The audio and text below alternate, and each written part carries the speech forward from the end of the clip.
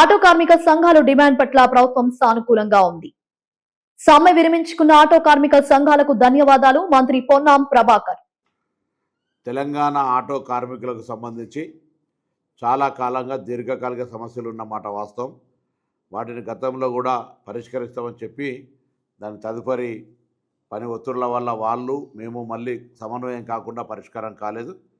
కానీ ఈరోజు రవాణా శాఖ కమిషనర్ ఇలంబర్తి గారి నాయకత్వంలో మా additional transport commissioner, joint transport కమిషనర్లు ఆటో కార్మికులతోటి చర్చలు జరిపిన సందర్భంగా ఈ సమ్మెను నివారించి ఆటో కార్మికులు ఎదుర్కొంటున్న సమస్యలు పరిష్కరించడానికి ప్రభుత్వం సానుకూలంగా స్పందించిన మాటని ఈ సందర్భంగా తెలియజేస్తా ఉన్నాను.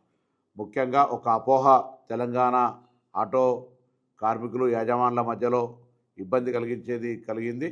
ఆర్టీసీ ఈవీ ఆటోలు కొంటుందనే ఒక దుష్ప్రచారం జరిగింది. అది అవాస్తవం. ఎక్కడ కూడా అటువంటి చర్చ కూడా జరగలేదు. మేము లాస్ట్ మైల్ కనెక్టివిటీ కావాలంటున్నాం తప్ప ఆటోలు ఆర్టీసీ ఎప్పుడు కొనుగోలు చేసే ప్రస్తావన రాదు అనేటువంటి మాటను మనవి చేసినాం. దాంతోపాటుగా ఈరోజు 2012లో పెంచినటువంటి మీటర్ ఛార్జీలను పెంచాలని చెప్పినారు. ప్రభుత్వం ఇన్ ప్రిన్సిపల్గా అగ్రి అయింది. అందుకు సంబంధించి వాళ్ళతోటి డిపార్ట్మెంట్ పరంగా చర్చలు చేసి త్వరలోనే అందుకు సంబంధించినటువంటి అధికారిక జీవోలు ఇవ్వడం జరుగుతుంది.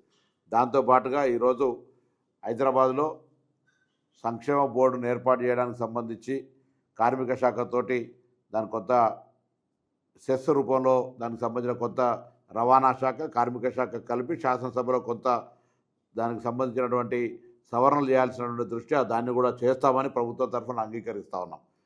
సంక్షేమ బోర్డును ఏర్పాటు చేస్తామనేటువంటి మాట కూడా ఆటో కార్మికులందరికీ శుభ సందర్భంలో తెలియజేస్తాను. అదిగాక హైదరాబాదులో మరి రెట్రోఫిట్ కానీ కొత్తగా ఈవీ ఆటోలు కొనుక్కునే వాళ్ళకు 1,50,000 రూపాయల సబ్సిడీని ఇచ్చేటువంటి దాన్ని కూడా ఈ సందర్భంగా ప్రభుత్వం తరఫున వాళ్ళకు ప్రోత్సాహం ఇచ్చే కార్యక్రమం చేస్తాను. దాంతోపాటుగా మరి ఒక యాప్ ఉండాలి. ఏదైతే ఓలా, ఊబర్ లాగా ప్రభుత్వ యాప్ ఉండాలన్నారు. దానికి సంబంధించి ఐటీ శాఖతో సంప్రదింపులు చేసి తప్పకుండా ప్రభుత్వం తరఫున ఒక మరి యాప్ తెచ్చే విధంగా చర్యలు తీసుకోవడం జరుగుతుంది. మిగతా అగ్రిగేట్ సంబంధించిన పాలసీ కావచ్చు, ఇతరత్ర అన్ని సానుకూలంగా చేస్తూ వాళ్ళు 12,000 రూపాయలకు సంబంధించిన అంశం కూడా ప్రభుత్వం పెద్దలతోటి గౌరవ ముఖ్యమంత్రి గారు, ఉప ముఖ్యమంత్రి, సహచార మంత్రులతో చర్చ చేసి ఆ అంశానికి సంబంధించి కూడా వాళ్లకు వీలైనంత తొందరలో మరి ఒక సానుకూలంగా స్పందించే విధంగా తీసుకుంటామనే మాట ప్రకారంగా జాయింట్ యాక్షన్ కమిటీ మీద వచ్చినటువంటి సంఘ ప్రతినిధులందరూ మా ట్రాన్స్పోర్ట్ కమిషనర్ తదితర అధికారులతో జరిపిన చర్చల్లో సమ్మెను ఉపసంహరిస్తామనే ప్రకటన చేసిన సందర్భంగా వారికి అభినందనలు. తప్పకుండా నేను రవాణా శాఖ తరఫుగా ఇంతకుముందుగా ఆర్టీసీ కార్మికులకు ఏ విధంగా హామీలు ఇచ్చి అమలు చేస్తా ఉన్నామో ఆటో కార్మికులకు సంబంధించి కూడా ఎక్కడ ఇబ్బంది లేకుండా తెలంగాణ బిడ్డలుగా వాళ్ళందరికీ కూడా న్యాయం జరిగే విధంగా ఈ ప్రభుత్వం రేవంత్ రెడ్డి గారి నాయకత్వంలో చేస్తుందనే మాటని సందర్భంగా తెలియజేస్తున్నాను.